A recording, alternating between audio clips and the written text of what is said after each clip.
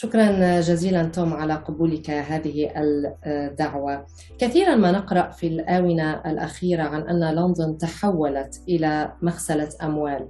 ربطتم في بحثكم في ديسمبر لتشاتم هاوس بين هذا التحول وبين سقوط الاتحاد السوفيتي. هل ممكن أن تشرح لنا ذلك أكثر؟ We could even go back a bit further than that to the 1950s when the UK, after the war, was looking to set itself up as a new kind of business.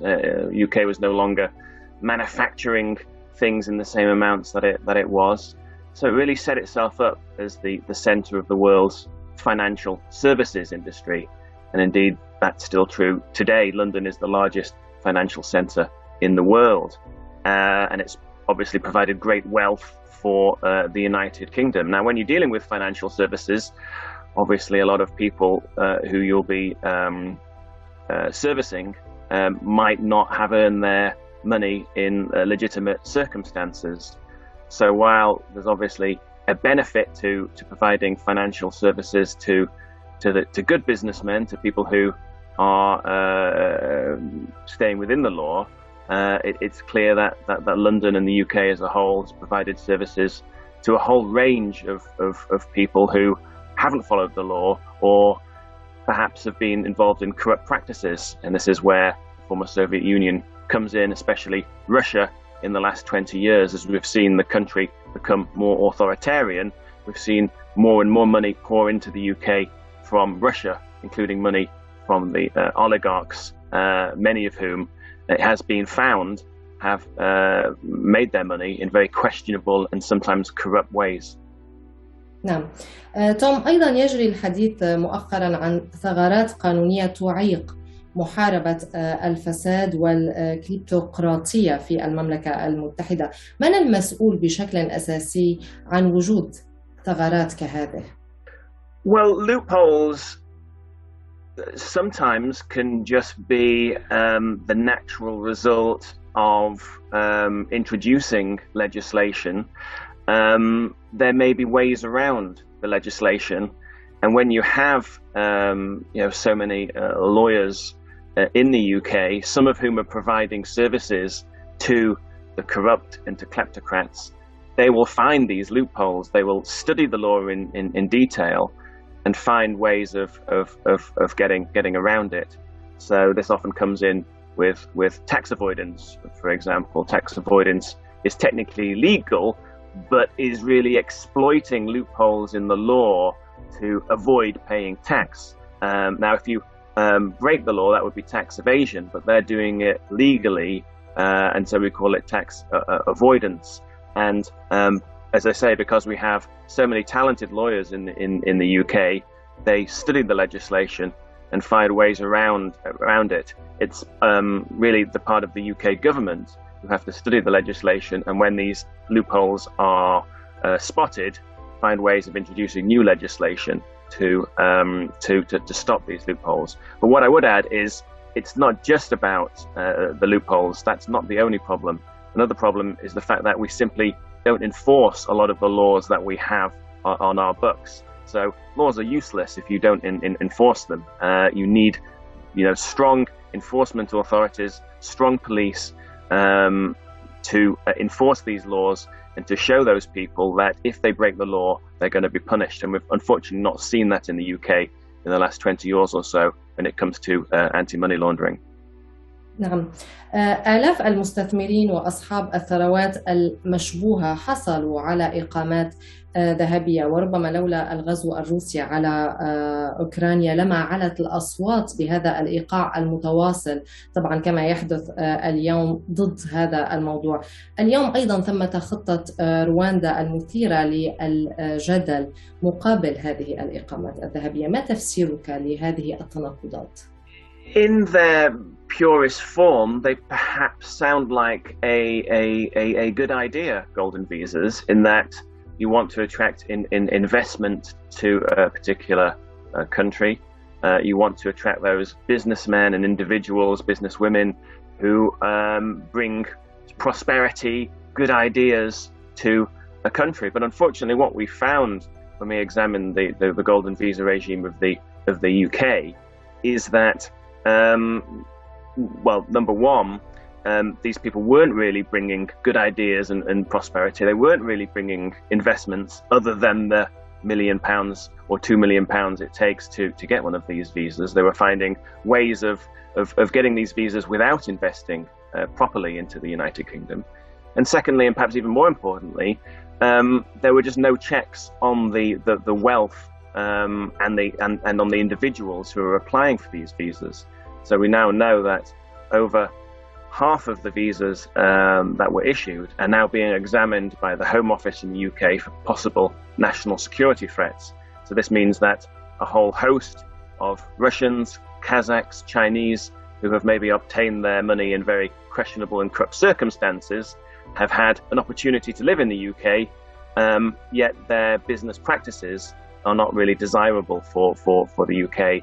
And now, yes, we've closed the golden visa scheme, but it's too late. These visas have been issued, and I think you do make a great point. There is a very interesting comparison with how the UK handles asylum claims, and it really seems to be one rule for the rich, one rule for the poor. So if you have a lot of money, there are no questions asked when you come to the UK.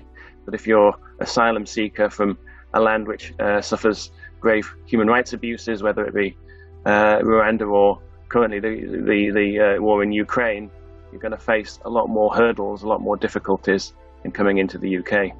نعم، لكن توم، آخر المعطيات والأبحاث الاقتصادية، وأنتم أشرتم إلى بعض هذه الأبحاث في الورقة التي يعني كتبت لتشاتم هاوس، لا تشير إلى الفائدة الاقتصادية الاستثنائية والعظيمة طبعا التي تعود على المملكة المتحدة بسبب هذه أو بفضل هذه الإقامات الذهبية. تأثيرها الإيجابي على الاقتصاد يبدو محدودا. ما الفائدة منها إذن؟ هل هي فقط لدعم السياسيين، لتعزيز الفساد؟ Exactly.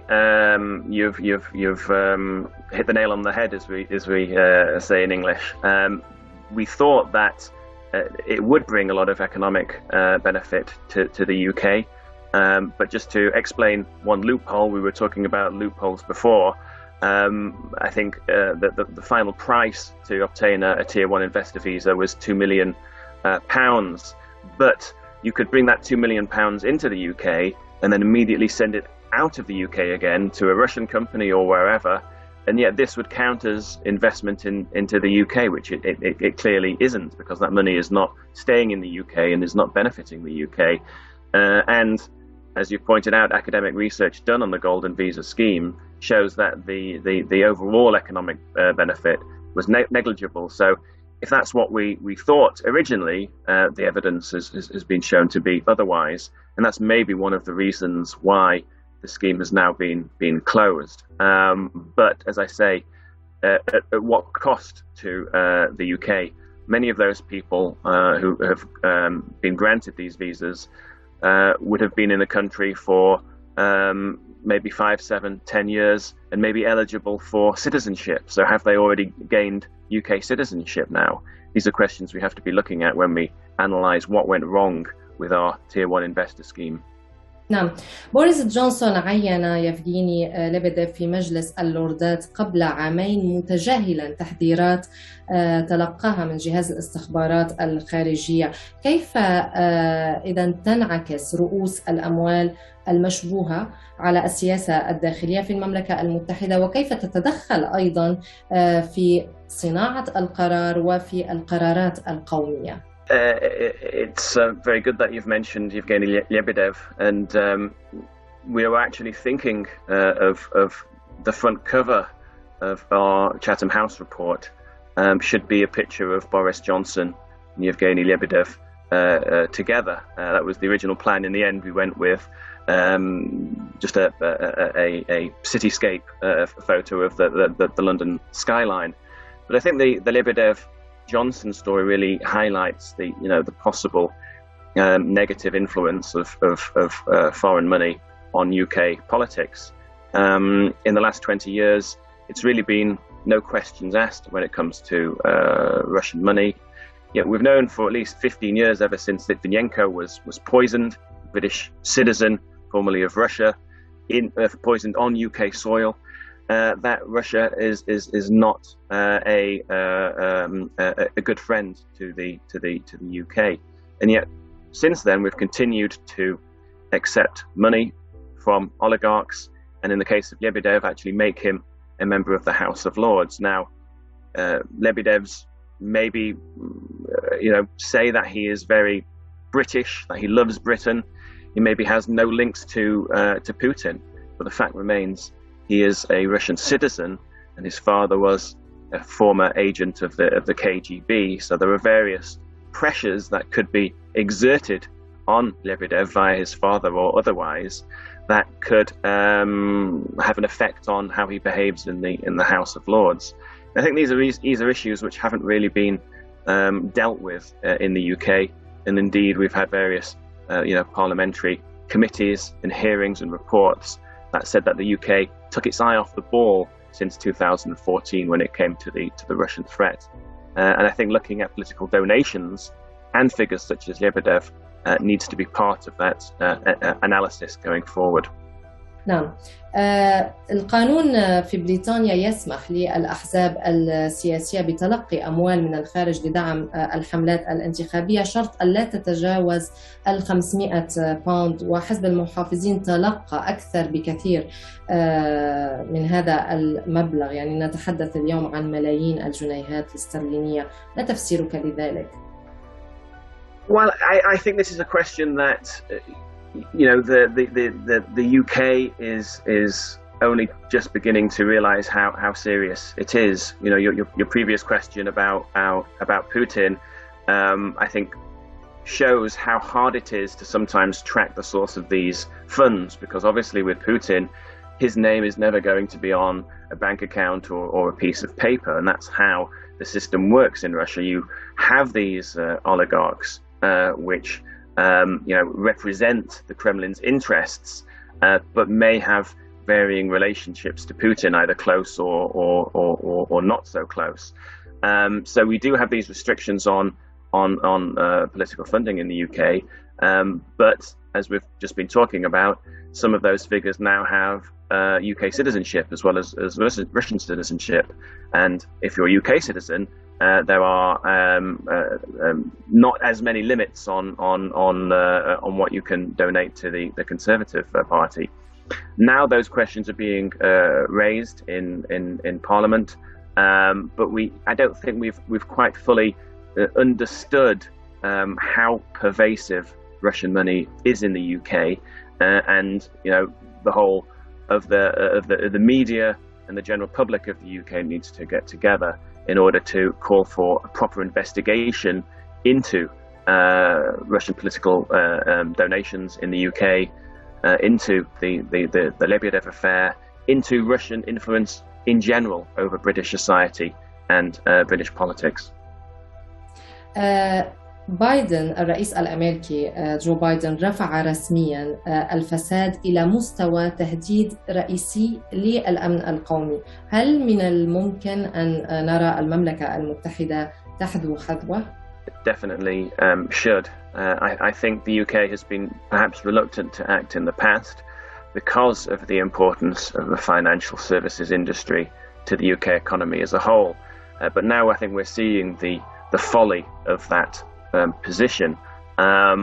What I hope won't happen is that when Russia's invasion of the Ukraine ends, whenever they withdraw or are forced out, hopefully soon, that we just go back to the way it was and all the sanctions get lifted, all these assets get unfrozen, and again we return to this system of just accepting any money from any person that we see fit.